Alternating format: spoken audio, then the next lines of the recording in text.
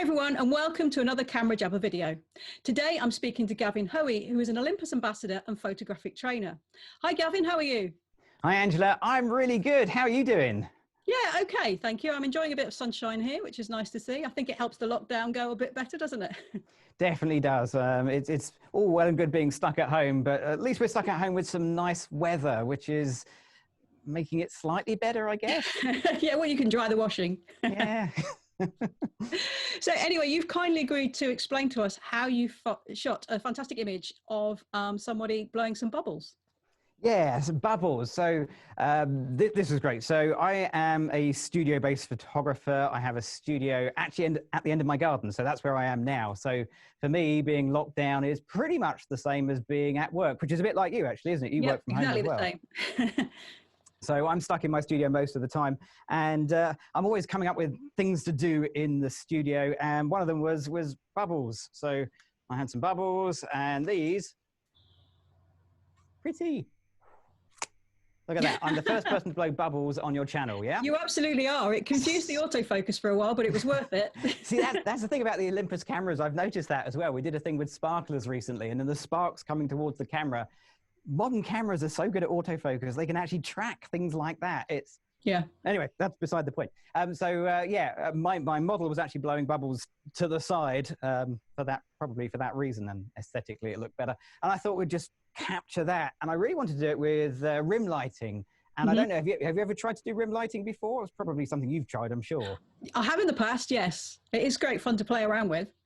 It is, and it's one of those things that sounds like really easy as well. Rim lighting is absolutely easy. Trying to rim light something as translucent as a bubble, surprisingly difficult thing to do, but it's a great challenge. If you're looking for a challenge during this lockdown period, this is it. Great. Okay. And of course, everybody's got bubbles or can get hold of bubbles, because you could just use washing up liquid, couldn't you? You can. I think there's some videos online on how to make your own bubble solution. A bit of glycerin in there helps to just sort of make the bubbles a little stronger, a little bit firmer, a bit more colourful. But yeah, I mean, I bought a pack of bubbles. I can't remember if it was 12 for £1 in the pound shop back in the day when you could remember those days. You could just nip out and pound shop and buy bubbles. I'm sure it's available on Amazon as well. Other good stores are available. But yeah, so bubbles are really. You can get them really easily. They're very easy to get hold of, and photographically, really fascinating. Mm-hmm. Okay, so how did you set about it then? Right. Well, shall we sort of dive in, have a look at the photos? That would be great. Yeah, thank you. Yeah, okay, well, let's do that. Right, I think everyone can see straight away why I wanted to talk about this image. It's really intriguing.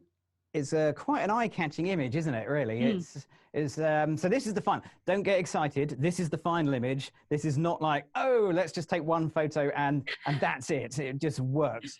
Yeah. It took a little bit more effort to get here. So there was a process that I went through. So when I'm doing my shoots, the first thing I should say, whenever I'm doing a shoot, the model in the photo when I'm practicing is usually me. I'm not showing you those photos. I mean, I have limits, Angela. We're not doing those because no one needs to see those photos.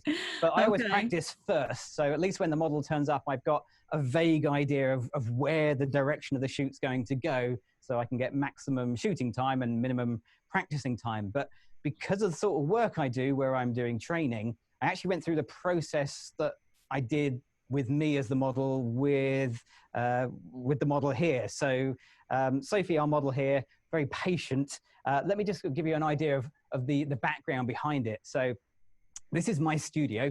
This is where I work. This is the log cabin at the end of my garden. It's a tiny little space. It looks good in the photos, but it's about 13 feet across and 20 odd feet long. So it's not it's about the size of your average garage. Let's go that way.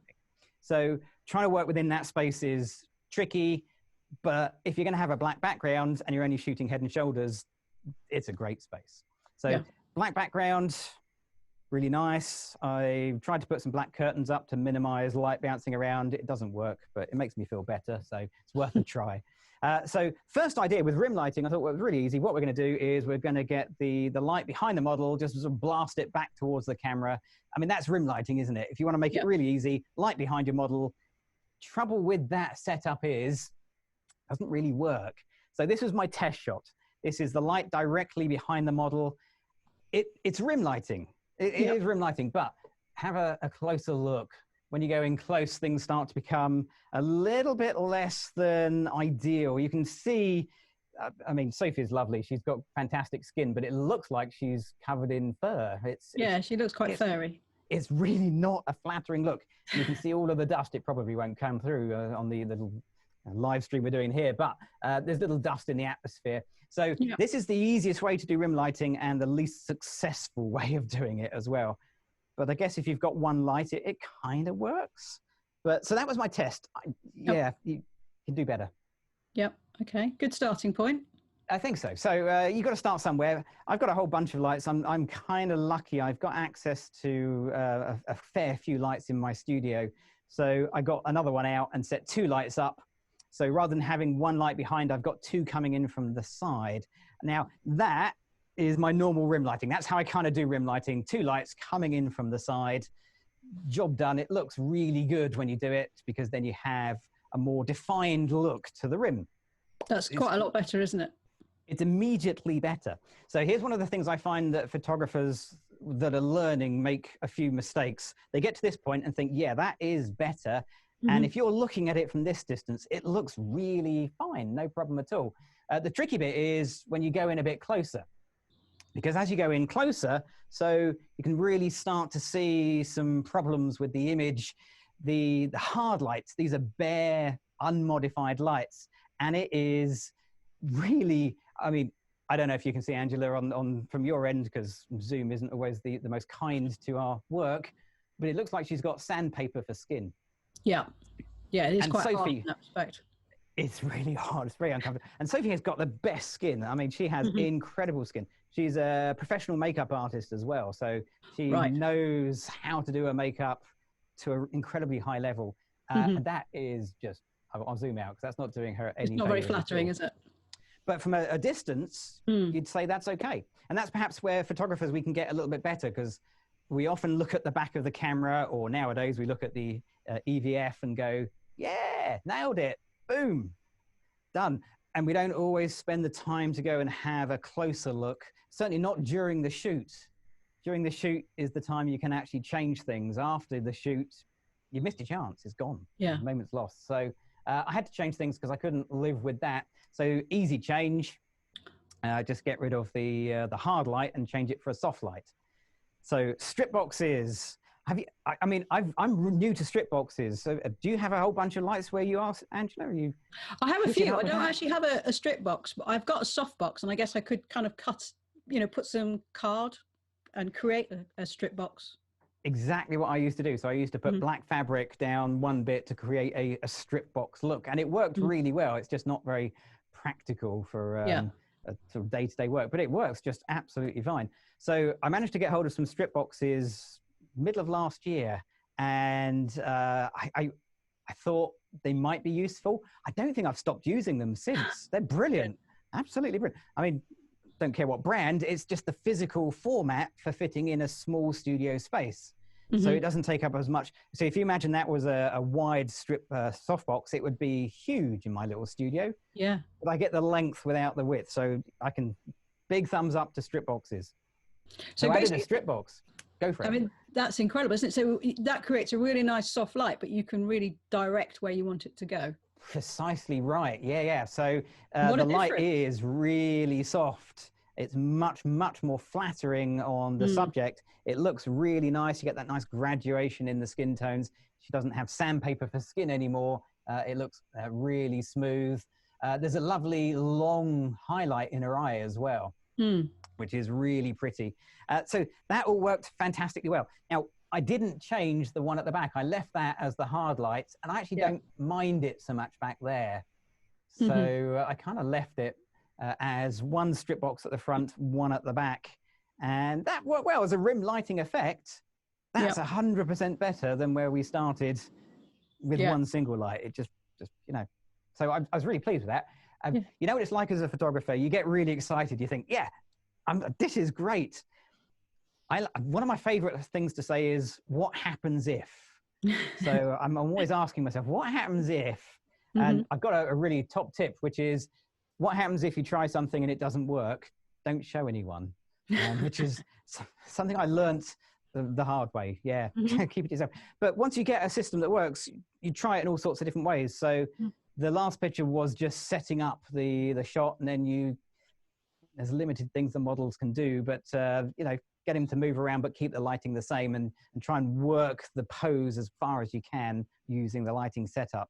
So we had a blast with that. It was really good. Yeah. It was great fun right up until we got to the point where I really wanted to throw something a bit more challenging in. So I can't remember where, sometime in the past, I do a lot of Pinterest boards.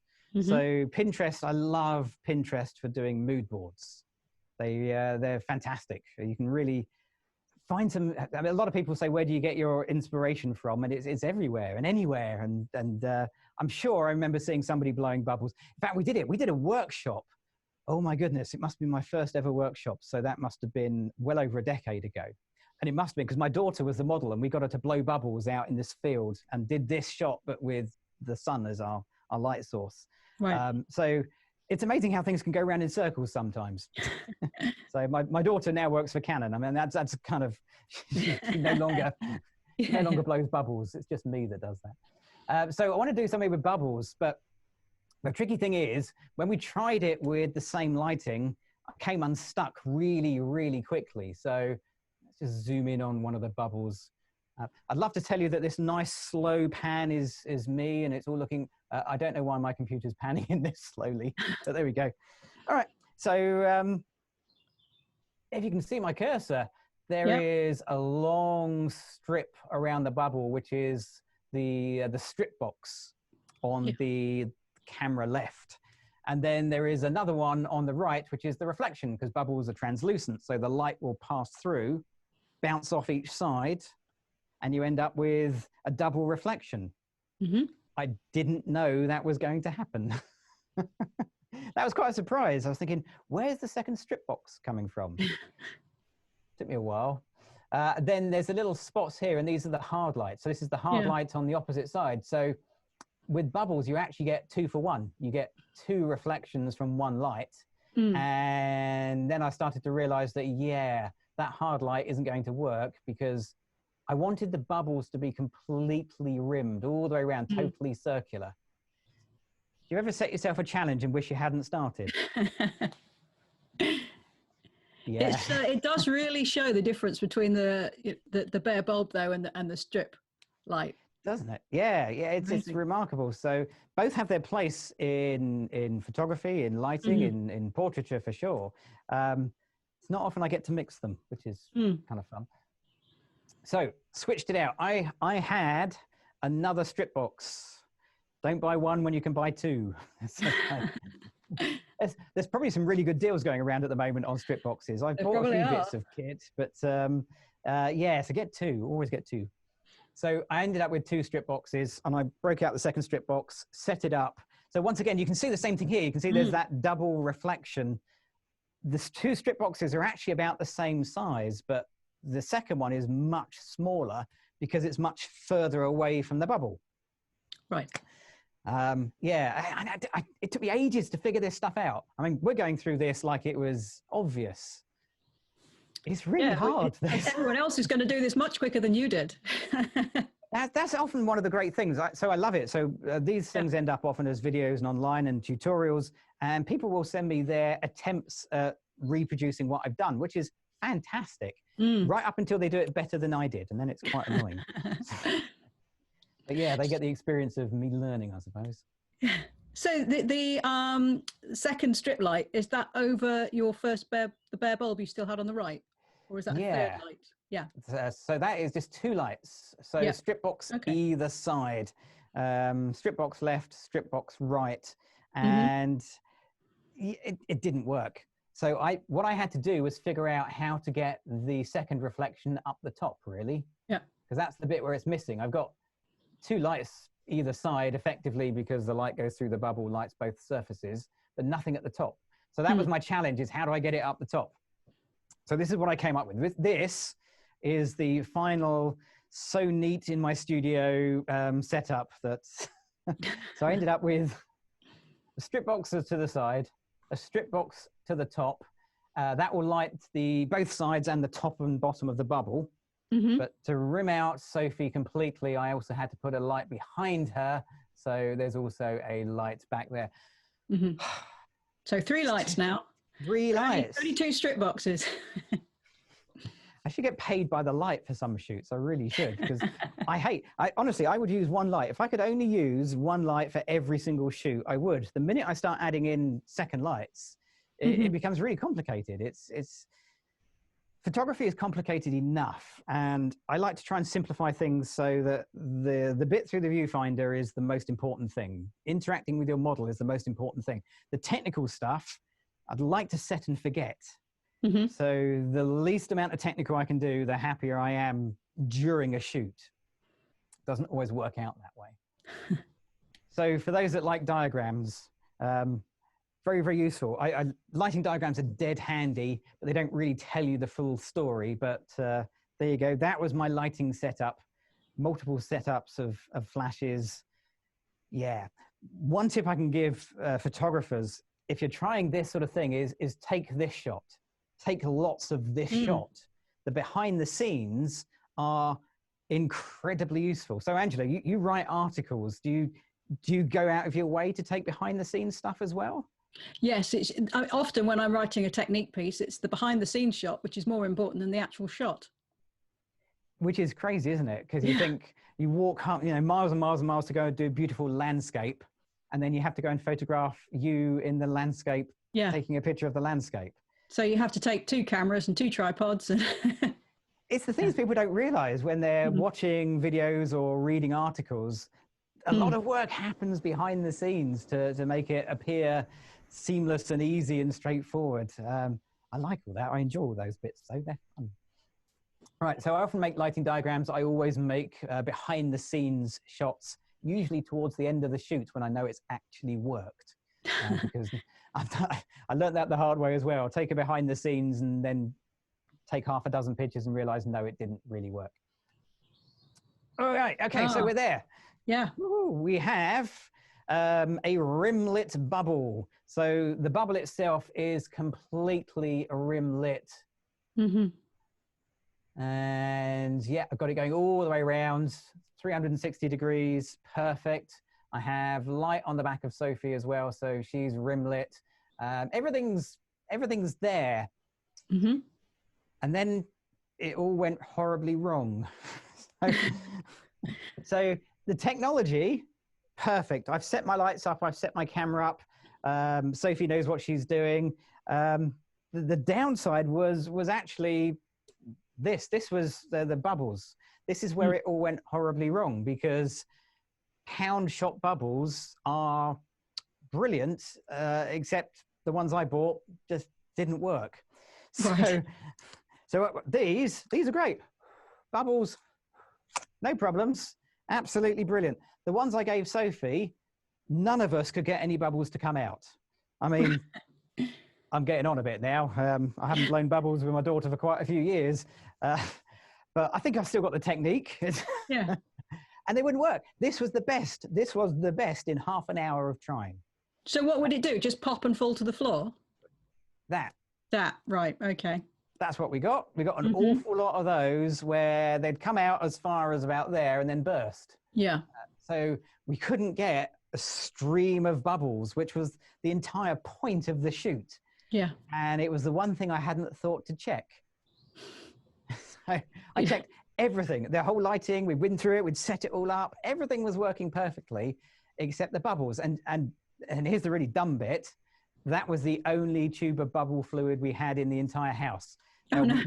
We could have made some. I didn't actually think about that, Angela. Thank you for pointing that out earlier for me. I now feel like an absolute idiot. Yeah, we could have made some. Why didn't we do that? Next time. Yeah, next time. Definitely next time. But yeah, so I've got, if anybody needs hundreds of photos of bubbles bursting at the wrong moment, I've got you covered. Angela, do you want to write an article on how bubbles burst? Because I've got lots of pictures for you. Article. I'm sure there's lots of people typing that into Google right now. How bubbles burst. Slow-mo. Yeah, that would be wonderful. So we've got a lot of those. So I tried a few things. So what we found did work was I had years ago, I bought a little bubble blowing machine for a birthday party, for my daughter's birthday party. So little sort of battery operated thing. And that seemed to work okay with the fluid. So maybe it was the wand, but I could get my little tiny bubble blower and we could make little bubbles. So the plan was I stood behind Sophie, I say I did, I mean, Sam probably, I made my wife do it, and blow bubbles from that side thinking this will work because I'll be able to Photoshop out those bubbles but it didn't work. It didn't work for a couple of reasons. Every day is a school day. The bubbles behind her were no longer rim lit because of course, yes, the lights are all in a different position. So the position of the lights turned out to be really critical to an amount I didn't really realize. They're also a different size. They're also coming out of her nose.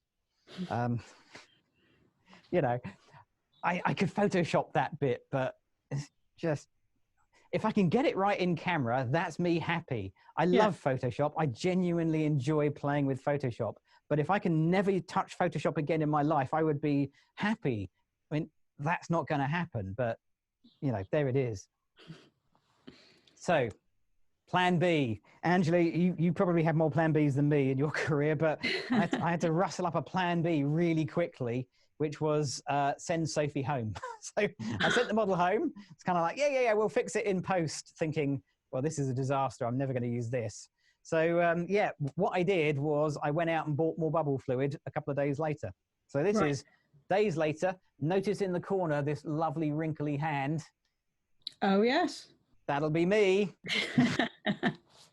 Yeah, so that's me. I set the lights back up again and re-photographed with new bubbles against a black background. And one of the lovely things about black backgrounds is they are dead easy to drop in. So here's the shot without the black background, without the extra bubbles.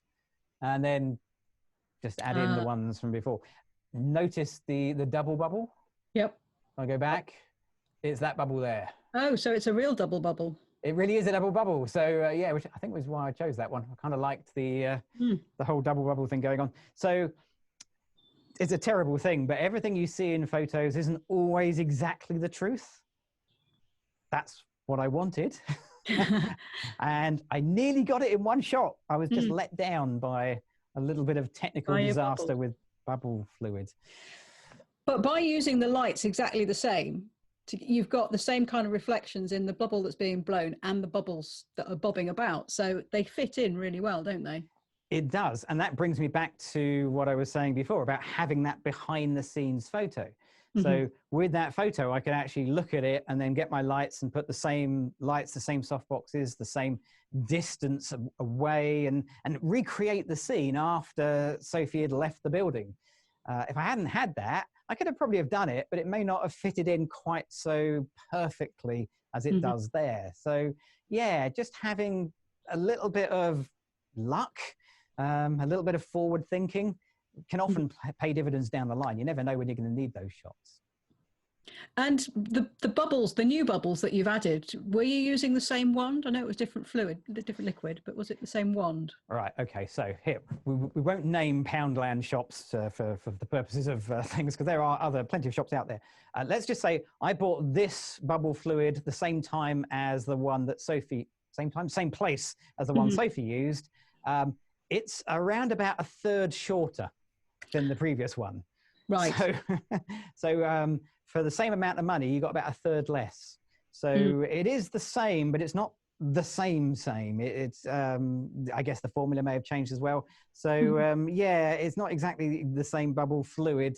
I was just wondering if the size of the hole in the wand made a difference, because obviously if you've got a big gap, you've got to blow quite hard to form a bubble. Maybe the smaller aperture would help. Yeah, we should have done Sophie in black and white, because I think she was blue in the face by the end of it. Honestly, bless her. She tried so hard. She tried blowing hard. She tried blowing gentle. She tried waving it in the air. Nothing was working. Right. I don't know why. It's maybe it was cold. It was a few months ago, so it was pretty cold. It gets really cold in my studio, so it wasn't exactly the warmest of days. And I had the fluid for a year or two at least, I should think, and probably longer. So maybe it goes off over time. So if you're going to try this, make yourself some fresh bubble fluid and at least test it before the model turns up. Good advice. And I guess at the moment, most people aren't going to be booking a model. It could be, you might get the kids or the partner in, take a shot. Yeah, at the moment, there is no model photography happening anywhere in my studio or anywhere that I know.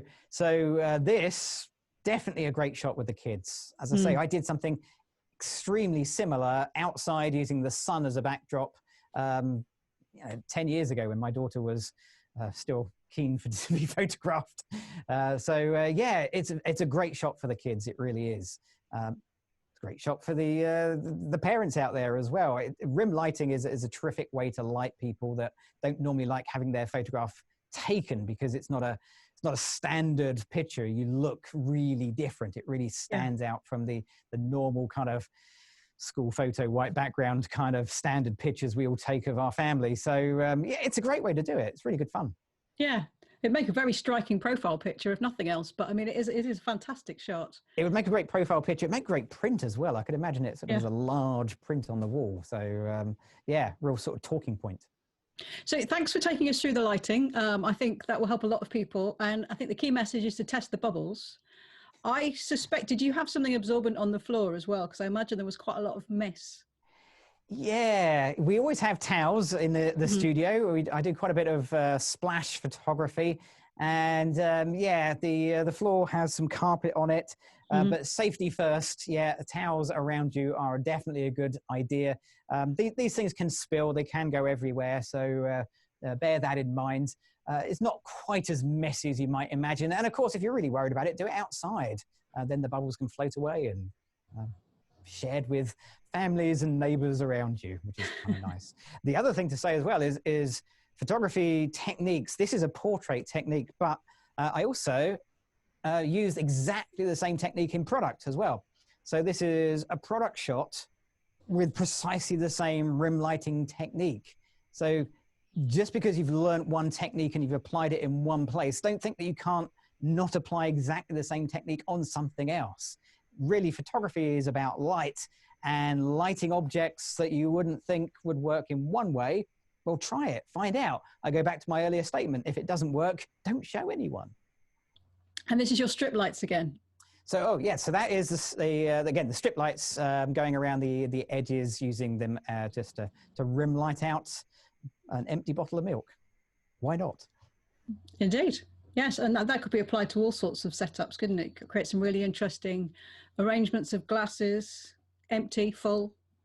Yeah, now's the time to be experimenting with random lighting techniques and random ideas and random objects, and just see what you can create. Just because you can't work with models right now doesn't mean to say you can't keep taking photos.